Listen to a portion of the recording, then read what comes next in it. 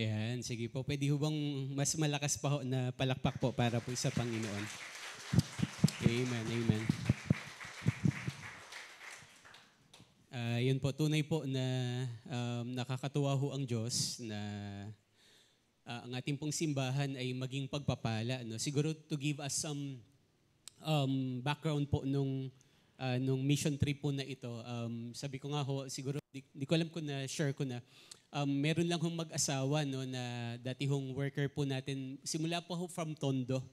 Sabi ko nga, naging teacher ho siya ni Hana nung preschool po. Dahil may school po yung church natin sa Tondo dati. At yun po, yung mag-asawa hong yun, nalipat sila ng Marilao. Ako na destino ho ako dito sa May Kawayan na po. Kaya medyo matagal na rin ho na kakilala ho namin yung mag-asawang yun. Then afterwards, so nung galing ho sila dito, sila bumalik sa probinsya nila at medyo matagal ho kami hindi nagkita, pero may mga time na lumuluwas sila ng Manila at doon ho kami nakakapag-usap, nakakapagkamustahan kung ano ho yung nangyayari sa church and even nangyayari rin ho sa kanila. At bago pa ho, ang tagal na, pagpunta pa lang ho nila doon, palagi na ho, Pastor Boyet, dalaw ka sa amin sa Palawan. So palagi hong ganun. Every time na sila hong mag-asawa ay, pagka nakikita kami, sabi nila, sana mabisita mo kami, Pastor, para makita mo rin yung ginagawa ng Lord doon sa simbahan na dinadaluhan niya, even sa mga Bible studies at mga outreaches na pinupuntahan nila dahil hindi ko alam, so yung isla hong pinuntahan ho doon na Tagbanwa ay isa lang ho sa mga isla no, na napupuntahan nila. Sa totoo lang, ang daming isla na bina-Bible study nila, pinupuntahan nila, kailangan nila mag-travel ng bangka for 30 to 45 minutes para lang humaabot at maturuan ho yung mga katutubo ho doon. At alam nyo, sabi ko nga, talaga hong napakabuti ng Diyos. No? Kasi nung una, sabi ko, umuo lang ako, sabi ko palagi sa kanila noon, sige, pag-pray natin na sana balang araw makapunta. Pero to be honest, at the back of my mind, sabi ko parang medyo, parang mahirap kasi nga, yung pag-travel pa lang, sobrang layo at kailangan ng pera, kailangan ho ng marami hong pagpaplano at marami most especially pagpapanalangin kasi hindi ho biro ang pumunta po sa isang lugar para magmission at maglingkuran kay Lord. Kaya pero yun nga po, to cut the long story short, last year, no, nakita ho kami kasi tumuloy ho sila sa bahay po ng kapatid po ng wife ko sa Tondo. At doon ho na medyo na-formulate po yung plan na sige, subukan nating ipagdasal ng seryoso na makapunta nga ang church po dyan. Dahil sabi nila, Pastor, kailangan na namin talaga ng tulong, ng training, lalo na sa mga leaders ng church dahil sa totoo lang, sabi nga ho nung pastor at mga leaders doon, first time ho na nagkaroon po ng training po sa simbahan nila. For how many years? No, talagang sobrang na-appreciate ho nila. Even po kami, na-appreciate po natin po yung paggamit ho ng Lord doon po sa lugar na yun. Dahil yun nga, naging pagpapala po yung simbahan po natin. At tunay nga po, gaya po na sinabi ni Joy, ay bahagi ho kayo, kasama ho kayo ng paggamit ho ng Lord doon. Hindi man lahat ho kayo ay kasama ho namin physical, pero alam namin spiritual, even yung financial support ay salamat po na kayo ay alam po natin na kayo po ay may bahagi ng pagpapala at reward ng Lord. Ngayon at balang araw, nakita ho ng Diyos ang lahat ng inyo pong mga sinakripisyo para po sa gawain ng Lord yon, sa gawain po ng Panginoon doon sa Palawan. No po. At tunay po na nakakatuwa ho ang Diyos kasi talagang hindi ho siya nagpabaya sa amin. Naglolokohan nga kami kasi to be honest po, yung budget po ay kulang talaga. Kung susumahin lang ho talaga, kung hindi ho talaga gagalaw ang Lord, malamang ho yung budget naming dala ay kapuso yun. No, kapusin ho talaga. Kaya sabi ko nga sa team, sabi ko mag-ready tayo, baka matulog tayo sa sahig. No, sineset ko na expectation nila na expect for the worst. Kasi ganun ho talaga sa mission, no? Na talagang bawal ho ang maarte, bawal mo ang maselan sa mission. No? Na naranasan kasi namin yung magsi-CR ka sa kahit saan. Matanaw mo lahat na matanaw mo, pwede maging CR. No? Ganun ho yung mga karanasan ho namin dati sa mission na na kung anong ihain sa'yo, bawal kang tumanggi, anong pagkain, anong tubig na ibigay sa'yo, kailangan mo talagang ipag-pray na lang at manampalataya kay Lord. Talagang yun ho yung, ganun ho yung mga karanasan, no? At very challenging ho talaga, no? Very challenging. Sabi ko nga ho, kami dati nag-mission kami, no? Pamilya ko tumira kami, no? Nung nasa Batangas, sumira kami sa kulungan ho ng baboy, no? Talagang kinuskus lang namin ng todo, repair namin na kaunti, doon ho kami tumira. Kaya talagang marami hong mahihirap na karanasan po sa pagbimisyon. Pero talagang nakakatuwa ho yung Lord. Kaya hindi ho siya nagpabaya.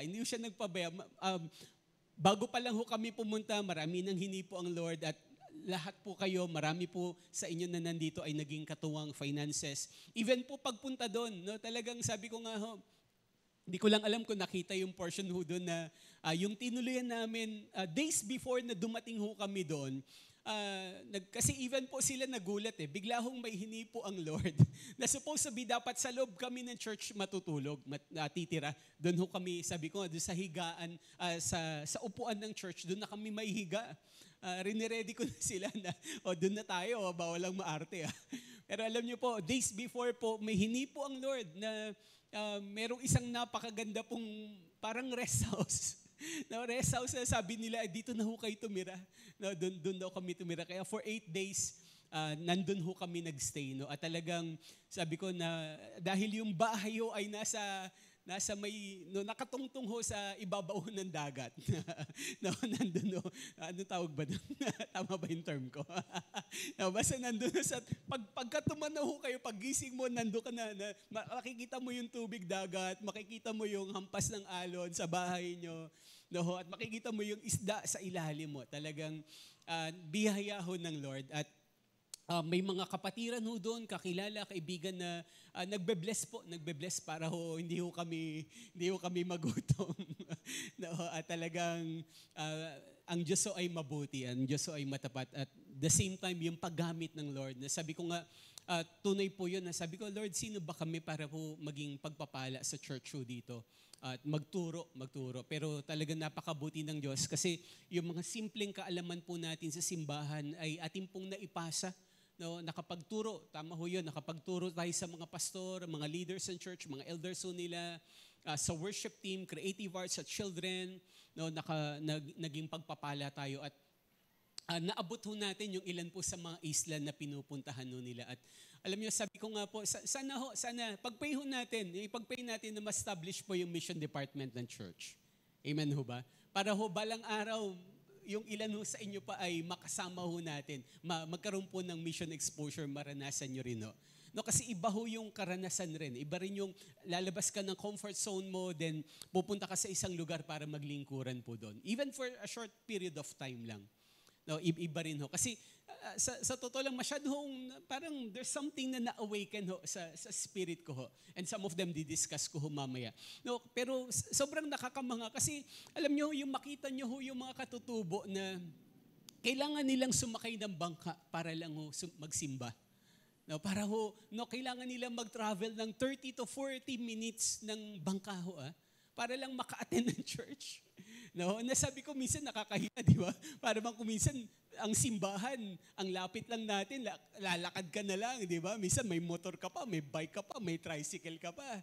No, may sasakyan pa yung iba sa atin, pero yung minsan yung desire, no, na umattend ng panambahan, no, maglingkuran sa Diyos, minsan nawawala, hindi natin na-appreciate, no, yung mga pagpapala. Pero kapag nakita mo yung mga lugar na to, yung mga tao na ganito, na in the midst of their yung kanilang poverty, even po yung kawalan ng resources, yung desire nila na matuto patungkol at tumalim sa pagkakilala sa Diyos ay nandun ho Naintindihan ho ba? Talagang sabi ko na nakakamanga. And prayer po natin na sana yung iblan ho sa dito, na balang araw, by next year, hopefully, na pag-pray natin, magkaroon tayo ng another mission exposure, makasama ho kayo, na makita ho natin po yung paggalaw rin ho ng Lord sa ibang lugar. Naintindihan ho ba? Na napaka-bless po natin. Sabi mo nga sa katabi mo, napaka-bless pa natin. Naintindihan ho ba? No, dahil yun nga, sila kailangan nilang mag-travel para lang maka-attend ng church by boat. No?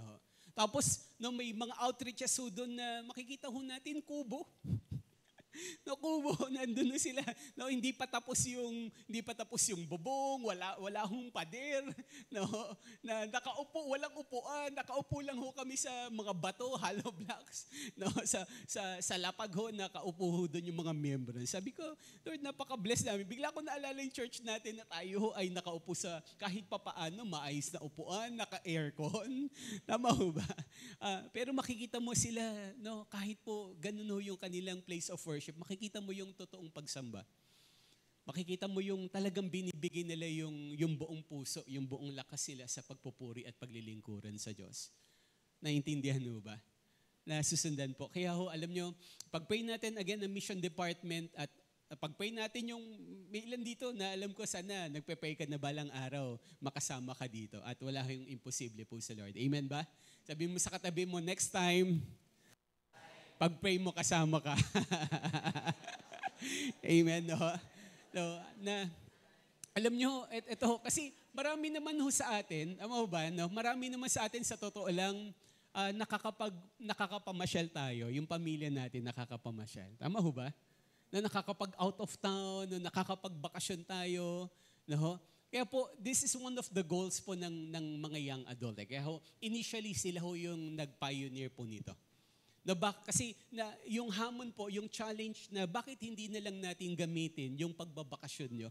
Kasi di ba, yung mga young adult natin nagtatrabaho, nayayahayari naman yan ng opisina. Tama ho ba? Na magbakasyon, mag-relax, no? Mag-team building, kung saan-saan lugar pumupunta. Why not, ang challenge ng young adult, why not gamitin na lang yung mga pag-absent nyo, yung pag-leave nyo, na nagbabakasyon kayo, pero naglilingkuran kayo kay Lord.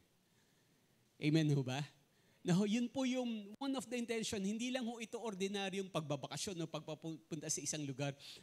Masasabi pa rin natin, ito ho ay kapamaraanan po ng Diyos na susundan po. Kaya ho, ini-encourage ko ho kayo, yung mahilig magbakasyon dyan. No, gamitin natin yung inyong pagbabakasyon, no, na naglilingkuran pa rin kay Lord. Amen ba? No, sa pagmimisyon sa gawain ng Panginoon. Nakapagbakasyon ka na, naging pagpapala ka pa sa gawain ng Panginoon. Amen ba? Pwede bang palakpakan po natin na malakas ang Lord doon? No.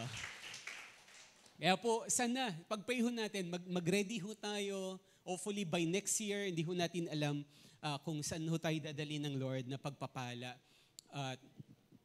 Tayo ho'y maging katuwang, no? At makahayo pa sa iba't ibang lugarin bukod sa ating pong ginagalawan sa mga oras pong ito. Amen. Muli, salamat po sa team na sumama kay Joy na nag-coordinate. Maraming pag-iyak ang ginawa ng ating coordinator. Kasi ganyan talaga kapag ikaw ang leader, minsan ikaw yung nasisisi. Hindi minsan, kadalasan ikaw ang nasisisi.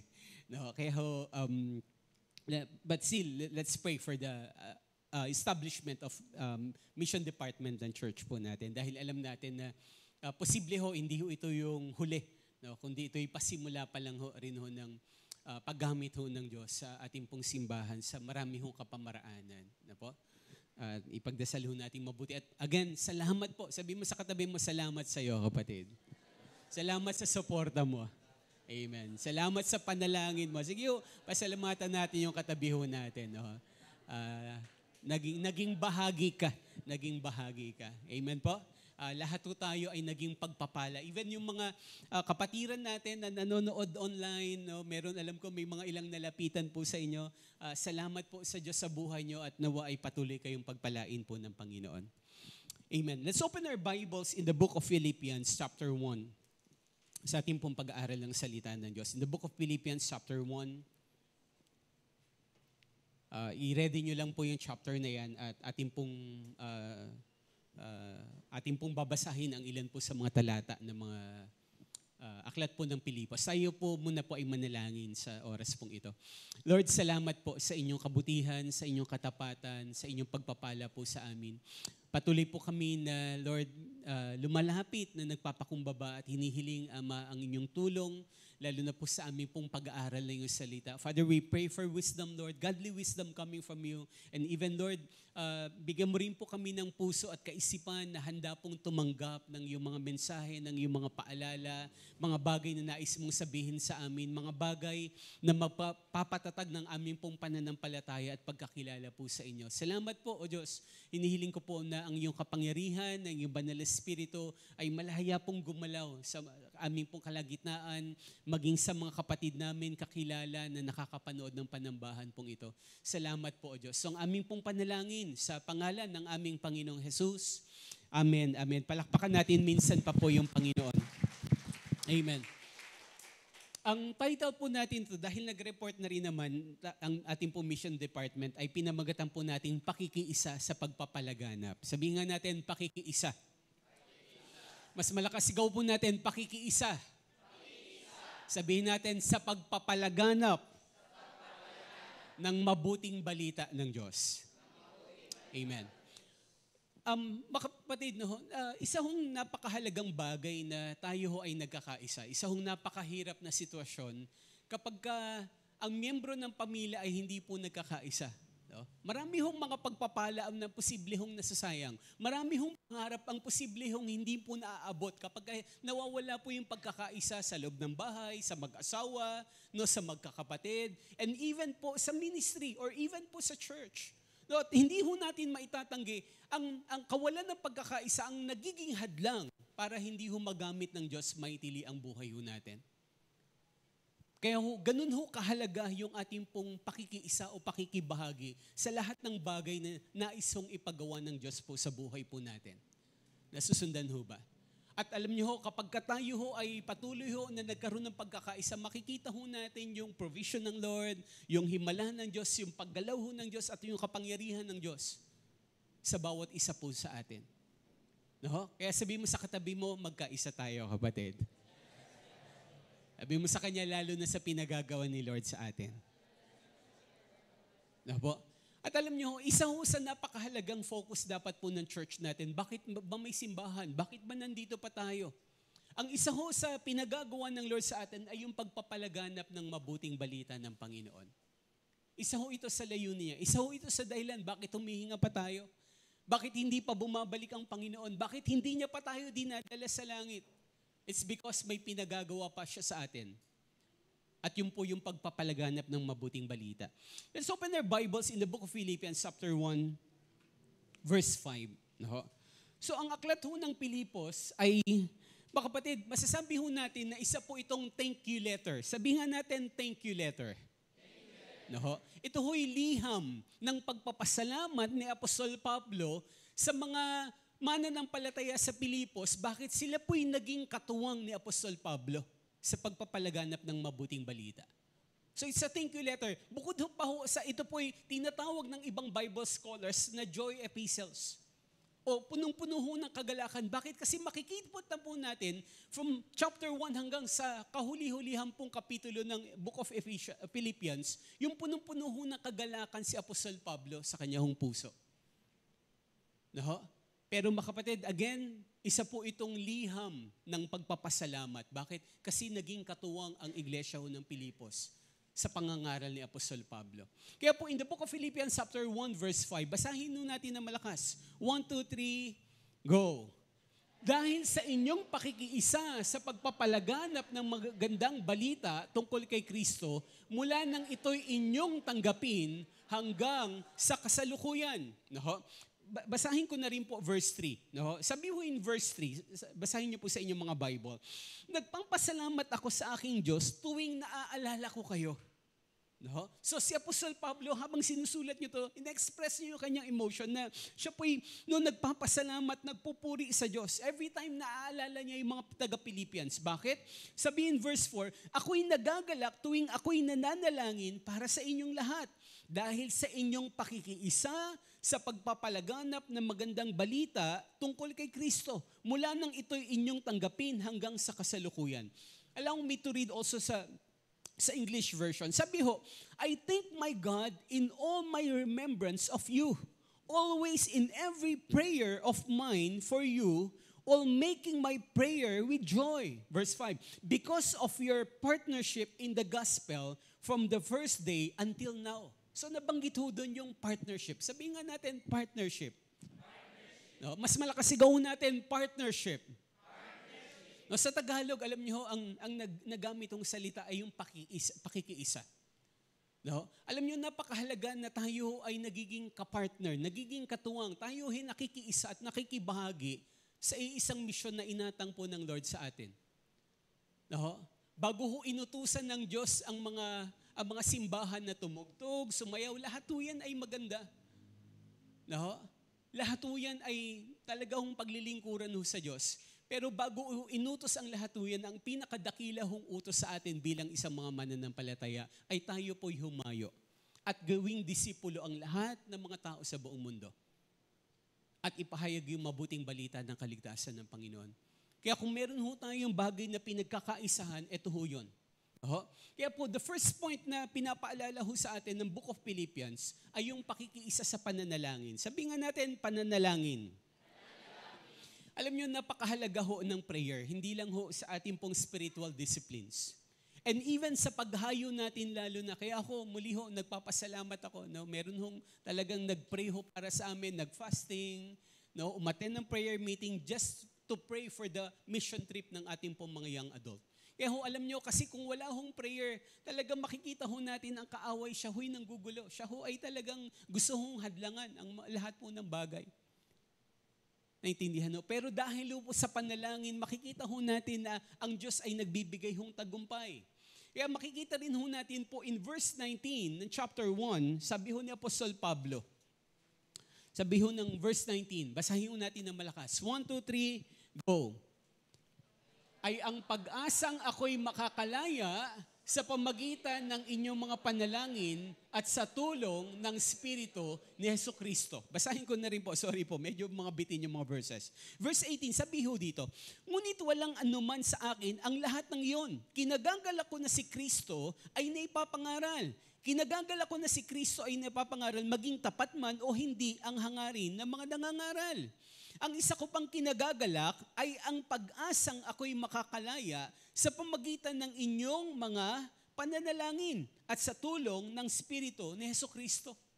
So makikita ho natin, even si Apostle Paul na ginamit mightily ng Lord, na sumulat ng almost ng 3/4 ng New Testament, makikita ho natin yung kanyang pagdepende sa pagpapanalangin.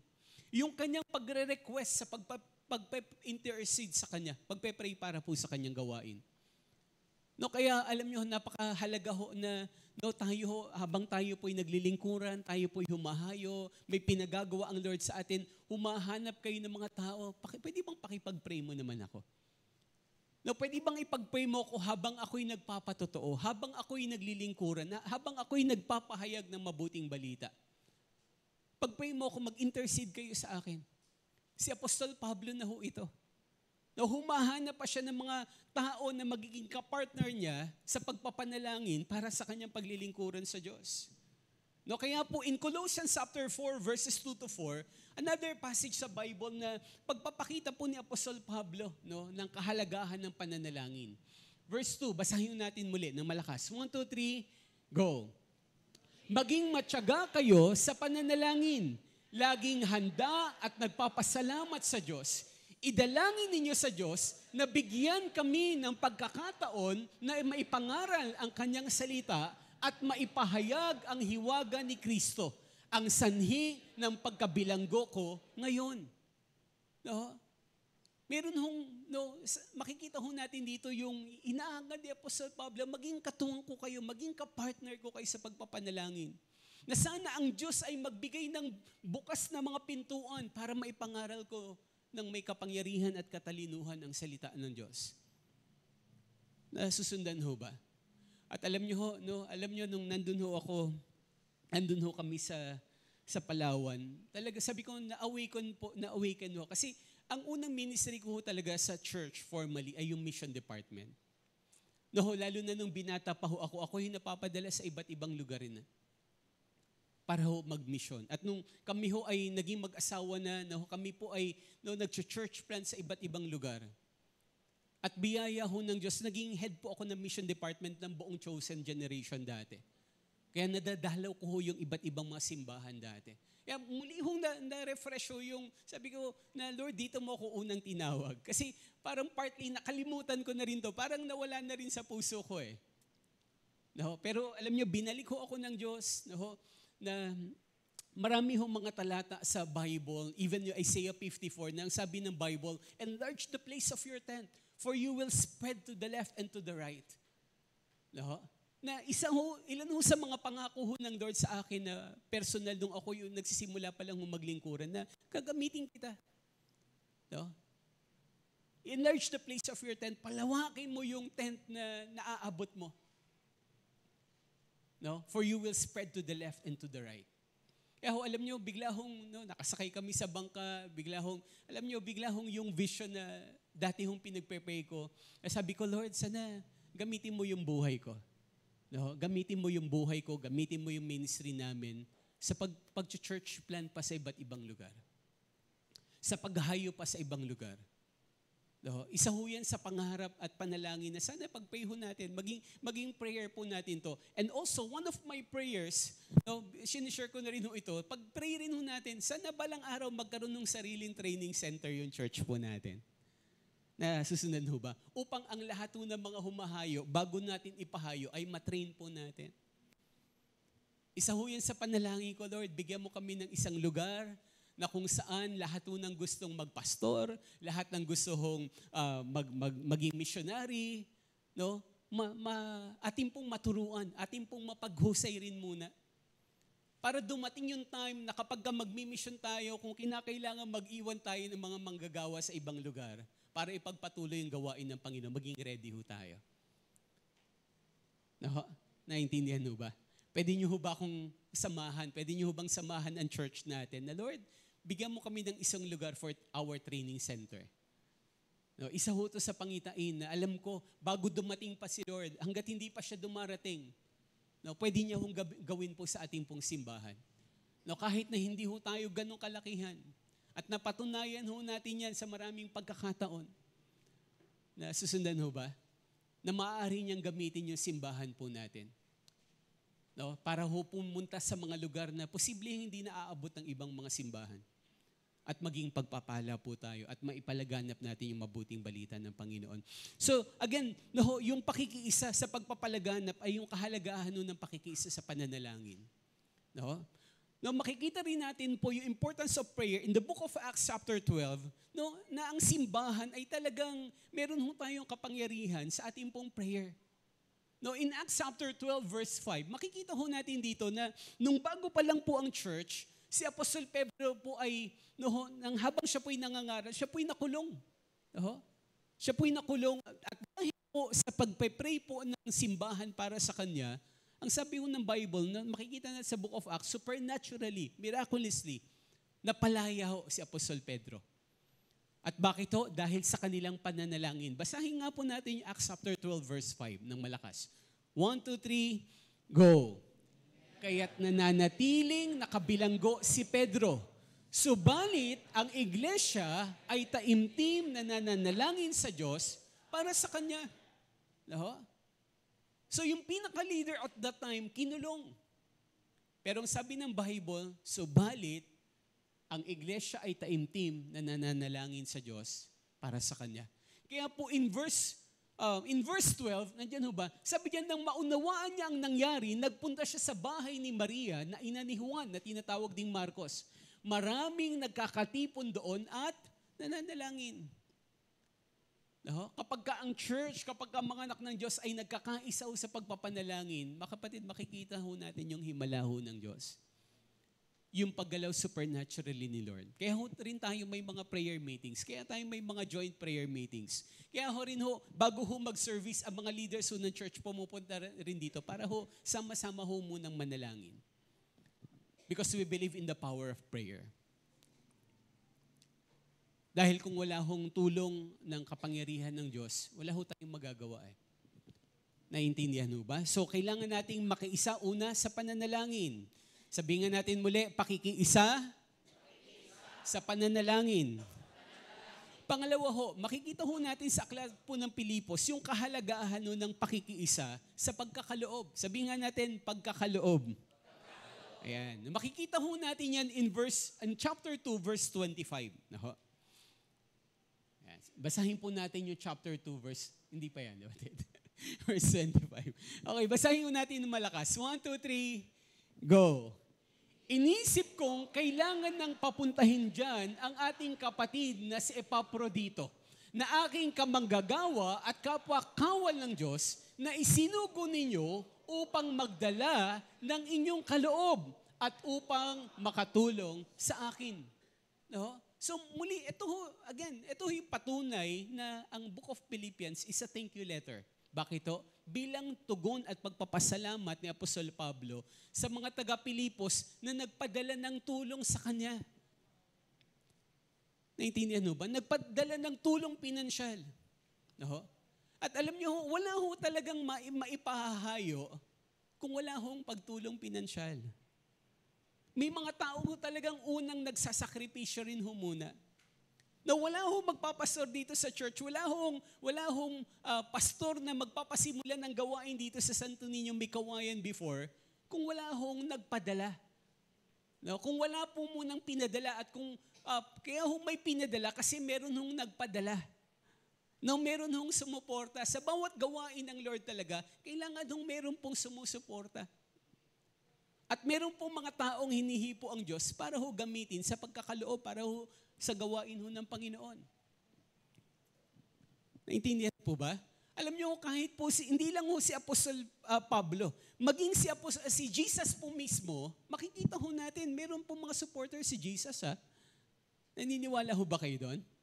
Si Jesus mismo na Diyos na siya, na nagkatawang tao, meron pang sumuport sa kanyang ministry. Hindi ho puro himala. Hindi ho puro pagpapadami ng tinapay at isda. Hindi ho. Meron ho mga tao na talagang hinipo ang Diyos para suportahan yung public ministry ni Jesus. Makikita po natin yan in the book of Luke chapter 8, verses 1 to 3. No, ito po yung patunay. Luke chapter 8, verses 1 to 3. Basahin natin ng malakas. 1, 2, 3, go. Pagkatapos nito, nilibot ni Jesus ang mga bayan at nayon sa paligid. Nangaral siya at nagtuturo ng magandang balita tungkol sa kaharian ng Diyos. Kasama niya ang 12 at ilang babaeng pinagaling niya sa masasamang espiritu at sa kanilang mga karamdaman. Si Maria na tinatawag na Magdalena, mula sa kanya'y 7 demonyo ang pinalayas. Si Juana na asawa ni Kusa, na katiwala ni Herodes, si Susana at marami pang iba. Tinustusan ng mga ito mula sa sarili nilang ari-arian ang mga pangangailangan ni Jesus at ng kanyang mga alagad. Sabi mo sa katabi mo, nakita mo ba yun? Habaded? No.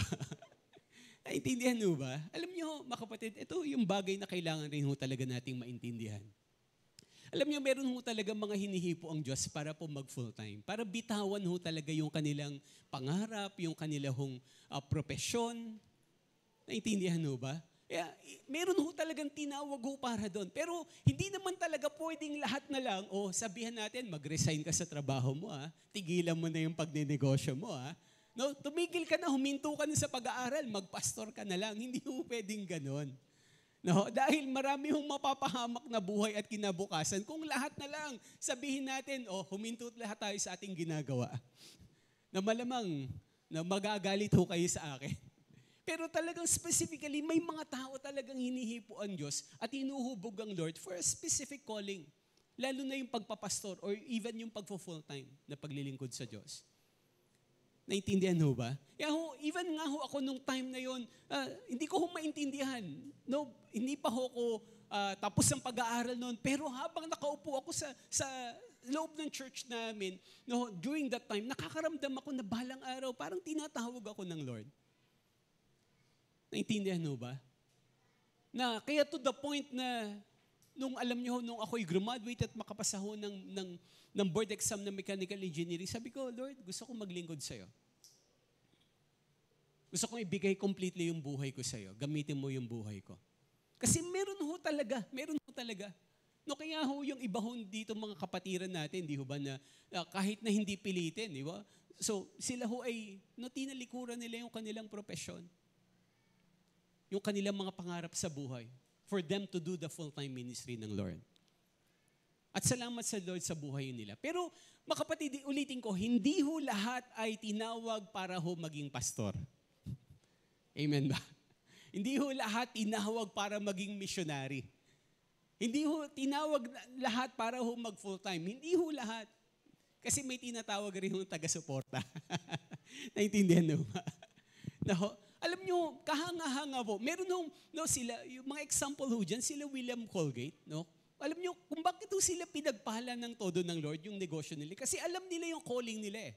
Ang calling nila, alam nila sa pagnenegosyo. No? Alam nila. At ang naging layunin ng buhay nila, magtatrabaho ko, magnenegosyo ko, kikita ako ng pera para tustusan ang gawain ng Panginoon. Para suportahan yung gawain ng Panginoon. No, kaya ho kahit ho dito, naintindihan mo ba? So sabi doon, si Jesus ay nagtuturo sa iba't ibang lugar. At anong sabi? Sinama niya yung kanyang mga alagad. Yung kanyang 12 disipulo, sinama niya sa kanyang pagtuturo, paglilingkuran, paghayo, kasama niya. Pero ang sabi ng Bible, in verse 2, again, basahin natin muli. Verse 2, at ilang babaeng pinagaling niya sa masasamang spirito. So may mga tao na nakaranas ng himala, nakaranas ng kagalingan, nakaranas ng pagpapalaya, nakaranas ng deliverance sa mga demonic spirits sa buhay nila. At sila yung naging katuwang. In return, bilang pagpapasalamat sa Diyos, sa ginawa ng Diyos sa buhay nila. Kaya ang sabi rin nga dyan, yan, ilang babaeng pinagaling niya sa masamang spirito at sa kanilang mga karamdaman, si Maria na tinatawag na Magdalena, mula sa kanya'y 7 demonyo ang pinalayas. Imaginin mo. No? Dating magulong buhay pero pinalaya ng Lord, isa siya sa sumusuporta. No? Kaya po in verse 3, si Juana na asawa ni Kusa nakatiwala ni Herodes. No? Si Herodes po ay hari ho. Si Haring Herodes. Pero ang sabi doon, yung si Juana na asawa ni Kusa ay isa siya sa leader po. Political leader nung time na yon. Naintindihan mo ba? At makikita natin, even the political leader during the time of Jesus, naging partner ni Jesus sa ministry. Nakukuha. At sabi diyan, at marami pang iba. At anong sabi ng Bible? Tinustusan ng mga ito mula sa sarili nilang ari-arian ang mga pangangailangan ni Jesus at ng kanyang mga alagad. Nasusundan po. Alam niyo nung ako ay nag-full-time, way back 1999, meron mong simbahan na tumusto sa pangangailangan ko at ng pamilya ko. Kahit hindi ganun kalakihan, pero may ginamit ang Lord na kahit papaano ay ma-encourage po ako na magpatuloy at maglingkuran. Naiintindihan ba? May nagtanim para sa akin. Kaya even kahit na ang daming pinagdaanan, ang dami lumipas ang ilang panahon, ilang taon, nandito po ako. Bakit? Kasi initially, meron tumustos ng pangangailangan ko. May mga tao ginamit para po mapagpala ako at ang pamilya ko. Naintindihan ba? Kaya nandito ako sa inyong harapan ngayon. No? So makikita natin na masama ba na tayo napagpala ay magiging pagpapala rin naman sa iba. Hindi Naiintindihan ba? Sana ang panalangin natin, makinig mabuti. Initially, nung bago tayong mananampalataya, siguro marami sa atin na aaminin ito yung ating pong panalangin. Lord, dalhin mo ako sa isang simbahan na mapaglilingkuran ang pangangailangan ko at mapagpapala ako. Ulitin ko po initially, siguro nung bago tayo nakakilala kay Lord, posibleng ito yung panalangin natin, Lord, dalhin mo ko sa church na masasatisfy yung needs ko. At mabe-bless ako. Pero, along the way, sana, habang tumatagal tayo, nagmamature tayo spiritually, ang nagiging panalangin natin, Lord, magbukas ka ng pagkakataon na ako naman yung makakapaglingkuran at magiging pagpapala sa iba. Nasusundan ho ba? Dalin mo ako sa ministeryo, dalin mo ako sa gawain na ako naman yung maglilingkod at magiging blessing. Nasusundan ho ba? No, initially, pwedeng palagi hong para sa atin, pero habang tumatagal, dapat para naman ho sa iba. Nasusundan po ba? Sabi mo nga sa tabi mo, para sa iba naman. Makapatid, yun ho yung kailangan ho natin. So, yung pakikiisa sa pagkakaloob, lalo na para sa gawain ho ng Diyos. Napakahalaga ho niyan. Napakahalaga ho niyan. No? Kaya ho, sabi nga rin ho ni Jesus in Mark 9, verse 41. No? Mark 9:41. Sabi ho dito ng Bible, sabi ho ng Panginoong Hesus mismo. Ayan, Mark 9:41. Ayan, basahin ho natin ng malakas. 1, 2, 3, go. Tandaan ninyo, ang sino mang magbigay sa inyo ng isang basong tubig dahil sa kayo'y tagasunod ko, ay tiyak na tatanggap ng gantimpala. Sabi mo sa katabi mo, tandaan mo yan, kapatid. No, sabi ho ni Jesus mismo, turo yan ni Lord. Sabi niya, tandaan niyo to, huwag niyong kakalimutan. So ang sabi ng Bible, ang sino mang magbigay sa inyo, no, sa mga lingkod ng Panginoon, nasabi kahit na isang basong tubig, dahil sa kayo'y tagasunod ko ay tiyak na tatanggap ng gantimpala. No? Hindi ho baka sakali. Sabi tiyak. Sabi mo sa katabi mo, ibe-bless ka ni Lord. Sabi mo sa kanya, sige, sabi mo, tiyak yan. Hindi yan bola. Naintindihan mo ba? No? So sabi ho yun ng Bible eh. No, hindi man ho, marami hong pagkakataon, pakinggan nyo itong mabuti, pakinggan nyo. Marami hong pagkakataon, hindi ho ang tao, hindi po ang church na to ang magbabalik sa lahat ng pagkakaloob nyo. Marami hong pagkakataon. Pero tiyak ho, nakalista lahat yan kay Lord. At si Lord, ayaw niyang may utang sa tao. Hindi ho pwedeng may utang ang Diyos. Hindi ho pwedeng mangyari po yun. Naintindihan mo tayo, di ba? Minsan okay na magkautang. Hindi tayo magbayad, di ba? No? Pero ang Diyos, hindi pwede ho magkautang siya sa tao. So lahat ng binibigay natin para sa gawain ni Lord, ibabalik niya ho yan. No? Hindi ko ho turo yan. Sabi ho mismo ng Lord yan, may gantimpala ang bawat pagkakaloob, ang bawat pagsasakripisyo, ang bawat pagsuporta natin sa gawain ng Panginoon. No, kaya huwag tayong matakot ho. Huwag ho tayong matakot. Nasusundan ho ba? Kaya nga sabi, no, isang basong tubig lang eh. Huwag naman ho, puro tubig na lang. Masyado ho tayo nagiging literal ho niyan. Kapatid, hayo ka. Joy, pupunta ka pala ng Batanes. Ito, pabaon ko sa'yo, isang litrong mineral water. Malamig yan, ha? Hindi ho literal na ganun. Kasi during their time, mga kapatid, sa totoo lang, sa culture ng Middle East, no, yung magkaroon ka ng isang basong tubig, ay sobra ho yung mahalaga. No, lalo na nung panahon nila, bakit? Kasi very limited yung water po doon. Napakainit doon. Kaya yung bigyan ka ng isang basong tubig, no, talaga nakaka-refresh at napakahalaga ho niyan. Bawal mag-akse, no, mas marami pa daw hong soft drinks sa Middle East kaysa sa tubig. Naintindihan mo ba? Mas mura pa daw ang soft drinks kaysa sa tubig. No? So, ibig sabihin yung i-offer sa'yo ay special pa rin, mahalaga. Yun ho yung ibig sabihin ho niyan. Kaya kailangan tayo ay nakikiisa sa pagpapalagana po ng mabuting balita, lalo na sa larangan ng pagkakaloob. At lahat ho tayo. Kaya si Apostol Pablo, alam niya, sabi niya, I planted the seed, Apollos watered it, but God made it grow. Alam niya, ano ba yung bahagi ko? Ako ba'y taga-tanim lang? Baka merong taga-dilig? Pero ang Diyos ang nagpapalago. No? Para bang, meron ba talagang kailangang humayo? No? Ano ba yung trabaho ko? Ako ba yung dapat magpe-pray? Ako ba yung bine-bless na Lord para maging katuwang? No? Para hindi naman palaging by faith yung paghayo. Nasusundan ho ba?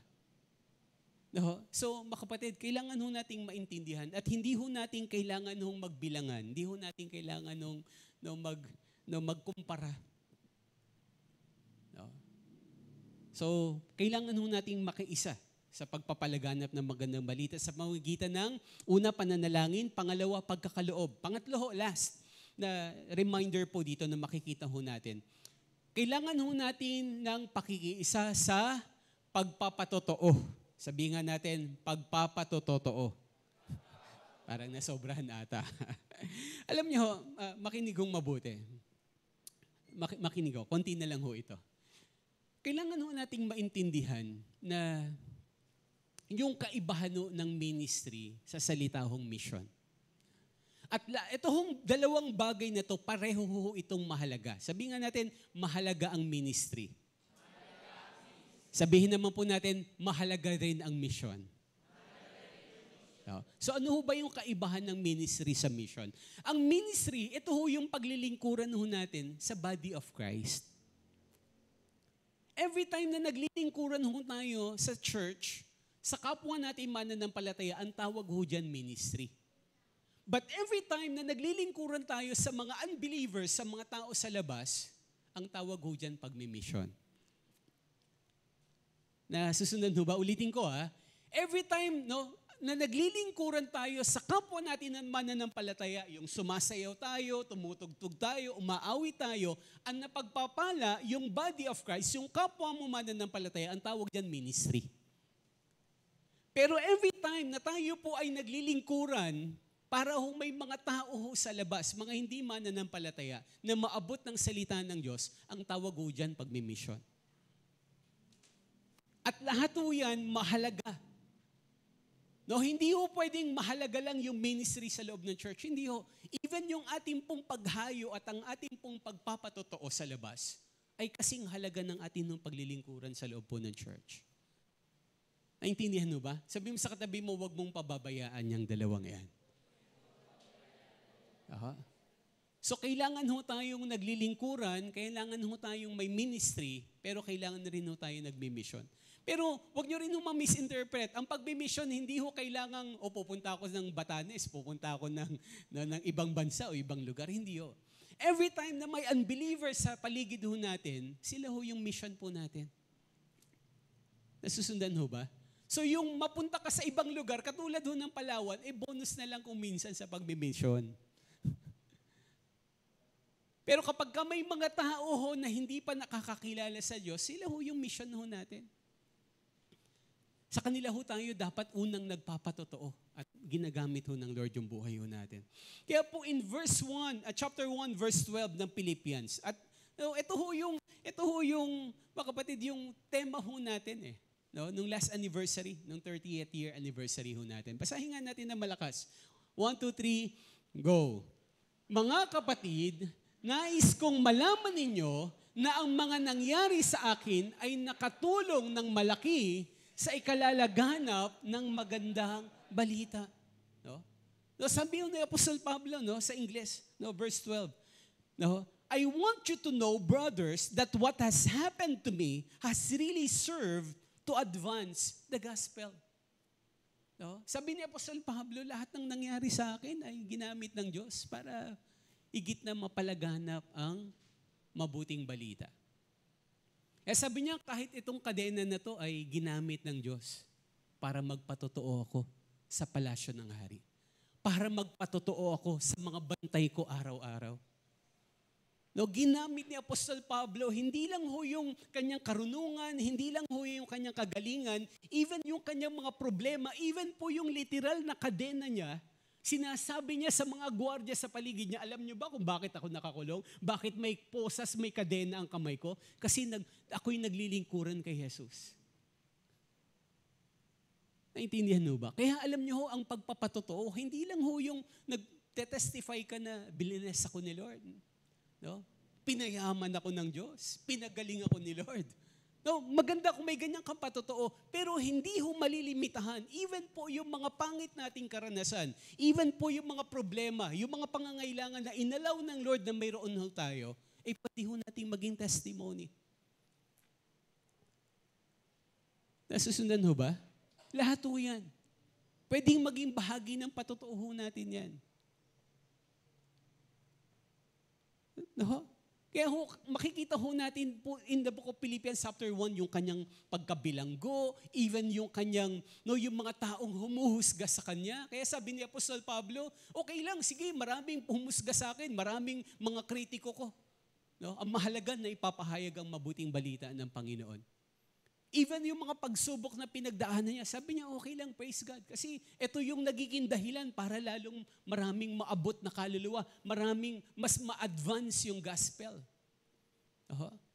Nakikita niya yung positibong bagay. Sabi niya, kaya pala ako nakulong. Bakit? Para hanggang sa emperador, hanggang sa palasyo ng hari, ay maabot ng mabuting balita ng Panginoon. Susundan ho ba? Kaya alam niyo tayo ay kailangan nating maintindihan na nasaan ka man ngayon, ano man yung pinagdaraanan natin, mabuti o masama, pwedeng gamitin niyan ng Diyos na bahagi ng ating pong patotoo. Huwag nating itatago.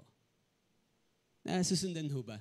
Alam niyo, gusto kong mag-end. Alam niyo, as we end po, nagulat lang ako, one of the devotions sa Daily Bread. Alam niyo pala, tas nag-additional research po ako. Alam niyo pala na ang 3 to 4 na largest pearl sa buong mundo ay nanggaling sa Pilipinas. Ulitin ko po Ang 3 hanggang 4 ata hindi ako masyadong clear. Pero ako 3 sa pinakamalalaking perla sa buong mundo nanggaling sa Pilipinas. At alam niyo nanggaling sa Palawan. Nanggaling sa Palawan. May tinatawag Giga Pearl. Ayan. Itong Giga Pearl na to ay nagtitimbang ng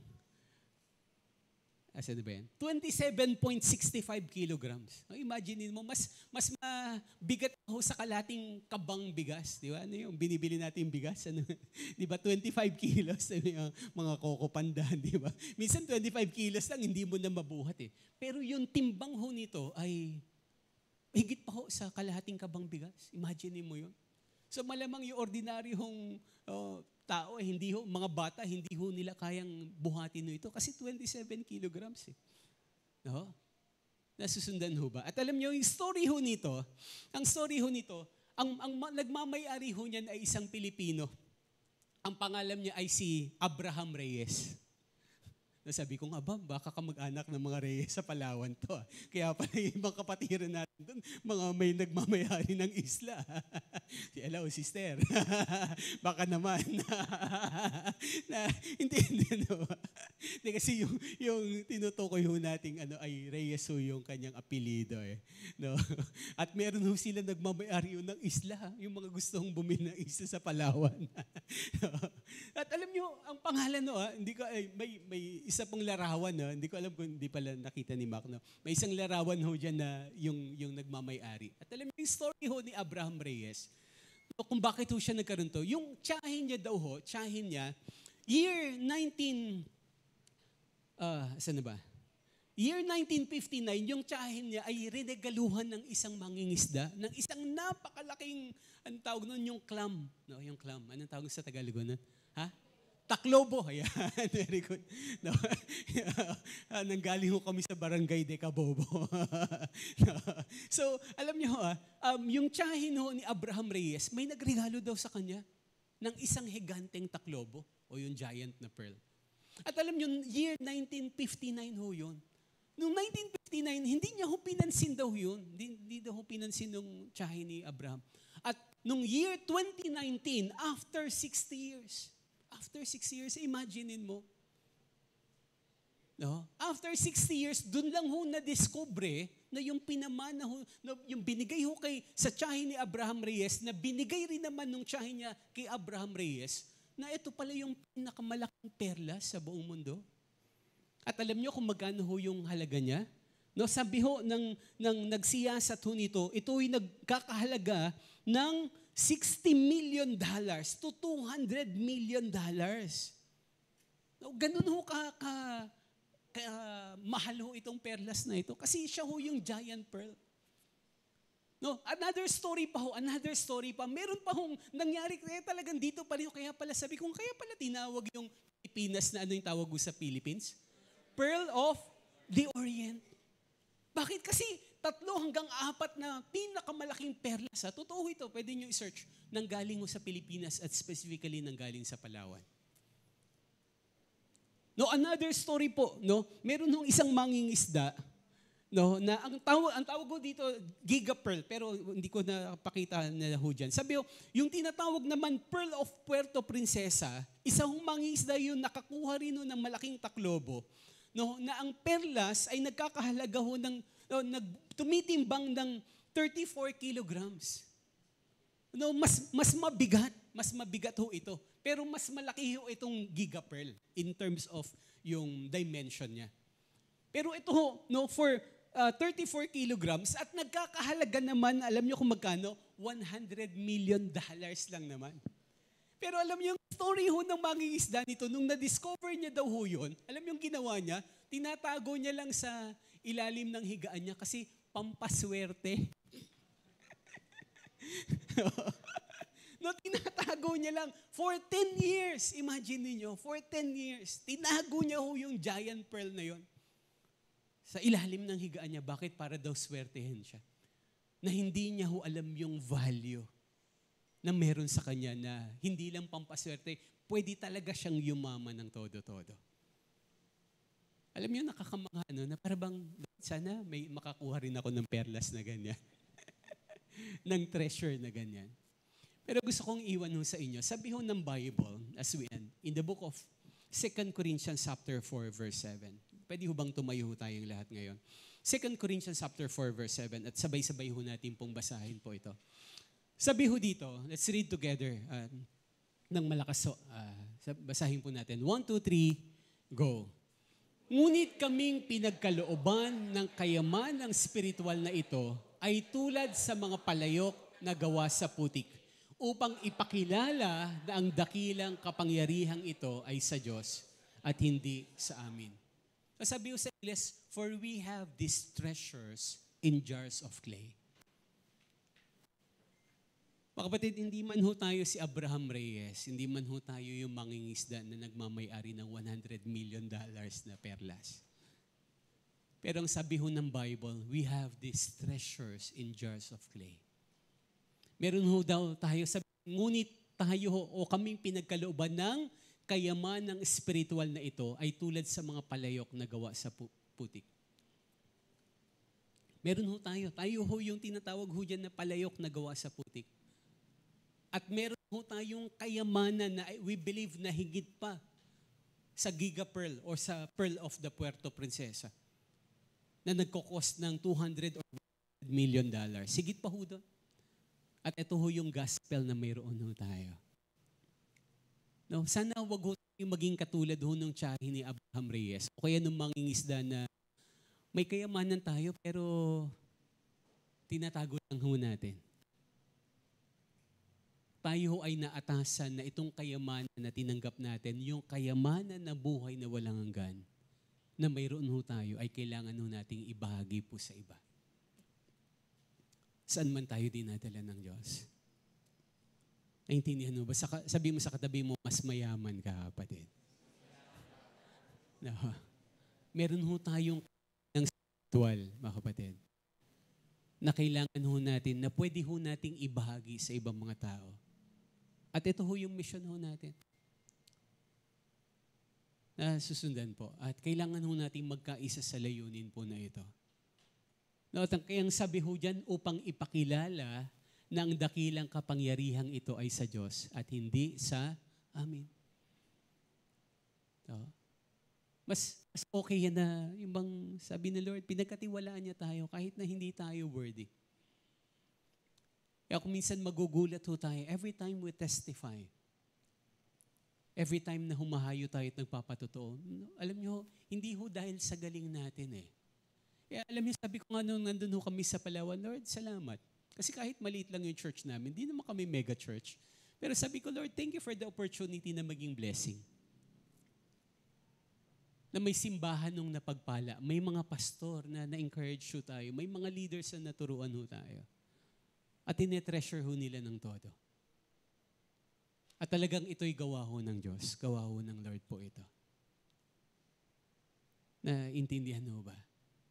No, na sabi ko nga, nung nandun ho kami, sabi ko, hindi ho kami malaking church, sa totoo lang, ang dami rin naming problema ang pinagdaanan kung bakit kami nagkaroon ng mga trainings, nagkaroon ng kaunting sistema, nagkaroon ng mga pag-aaral. It's because of lahat ng mga kapalpakan at negative things na nangyari, pinagdaanan ng church. At ang sarap lang ho, mga kapatid, naulitin ko, sarap lang ho na hindi mo lang ma-share yung lahat ng blessings na meron ka o yung mga good points, kundi even yung mga kapalpakan mo. Sarap rin maipakita sa kanila na sa totoo, dumaan din kami sa ganyang bagay. Sabi ko nga, dumaan din kami sa punto na naalala ho ng ilan sa atin dito na every Sunday service, wala hong musical instruments, wala hong tumutugtog. Ilang linggo, abot ng ilang buwan na every time na nag-worship po tayo sa church, a cappella lang, palakpak lang yung naririnig at boses ng tao. Kasi ni isang instrumentalist wala. Naintindihan mo ba? Pero sabi nga namin, mabuti ang Diyos, mabuti ang Lord. Siya yung tumutulong na mag-ayos ng gawain ng Panginoon. At naging pagpapala ho yung ating rin po mga karanasan. No? Nasusunod ho ba? Kaya ho, ulitin natin, huwag kang matakot na ibahagi sa ibang tao, even lalo sa mga hindi mananampalataya. Hindi lang yung good points, hindi lang yung time na masaya ka. Hindi lang yung time na bless ka. Hindi lang yung time na malakas ka. Even yung time na nangihina ka, pwede kang maging pagpapala at pwede kang magpatotoo. Kasi hindi naman ikaw, kundi yung magandang balita na sinishare natin. Yun yung treasure natin. Naintindihan mo ba? Pwede bang lahat tayo ngayon ay, sige palakpakan muna po natin lang, Lord. And may request again the worship team na tulungan po tayo sa pagsamba bago po tayo manal. Sige, mas malakas na palakpak para po sa Panginoon. Hallelujah. Father, we worship you. We honor you, God. We give you praise, Lord. Amen, amen. Mga kapatid, awitin po natin tong song na to na, Lord, pagkaisahin niyo po yung puso namin. Pagkaisahin niyo yung pamilya namin. Lalong-lalo na maging panalangin natin, Lord, magkaisa yung church namin. Hindi ko sinasabi na hindi natin inaawit ito na tayo ay tayo ay magbahabahagi. Pero all more na, Lord, unite us towards a common goal, towards a common purpose. Naiintindihan mo ba? And even most especially, even may this be also our prayer na, Lord, i-unite mo yung family namin. Dumating yung time na yung buong pamilya namin, lahat kami naglilingkuran sa'yo. I-unite mo po kami. At alam niyo, sabi ko nga part of the testimony also, sabi ko, nagpapasalamat ako ng todo sa Diyos. Kahit na, dahil po yung buong pamilya ko ay nakasama ko sa mission nung time na yun. Sabi ko, Lord, salamat. Of course, marami nag-pray, marami naging katuwang sumuporta. Pero sobrang na-appreciate ko yung time na yun. Na makita ko yung mga anak ko. No? Kasi simula pa, nasa mission na ho yung pamilya namin. Simula pa, maliliit pa lang ho yan na isasama ko na ho yan sa mission. At sabi ko, Lord, salamat for the opportunity. Na again, na nakikita ko yung mga anak ko na naglilingkuran na tumahayo kami sa family. Tama yung sabi sa Book of Joshua that as for me and my house, we will serve the Lord. Ako at ang buong kong sambahan, maglilingkod kami sa Diyos. Wala na hong isa pang napakagandang tanawin na makita ang bawat pamilya na hindi lang sumasamba, kundi naglilingkuran at nagpapagamit sa Diyos. Nagiging pagpapala sa kanila, Lord. Posibleng dito ka ngayon, mag-isa ka lang, pero huwag kang hinto sa prayer. Huwag kang hinto sa prayer. Huwag mong susukuan yung pamilya mo. Huwag mong susukuan sila. Kasi tiyak ko, gagamitin ka ng Diyos. Amen ba? Ikaw yung unang gagamitin ng Lord. Bakit nandito ka ngayon? Kasi may ginamit ang Diyos sa buhay mo. Malay mo, ikaw talaga yung gagamitin ng Lord para ang buong mong sambahayan makasama mong naglilingkuran rin sa Diyos. Naintindihan mo? Maging prayer po natin to. Ang awitin na. Sige po, atin pong awitan po yung Panginoon. Hallelujah, God. We worship you. We honor you, Lord. We give you praise, God. Hallelujah. Sambahin po kayo, O Diyos. Sambahin kayo. Liwalatiin ang inyong pangalan. Yes, God. Jesus, O Lord. We worship you, God.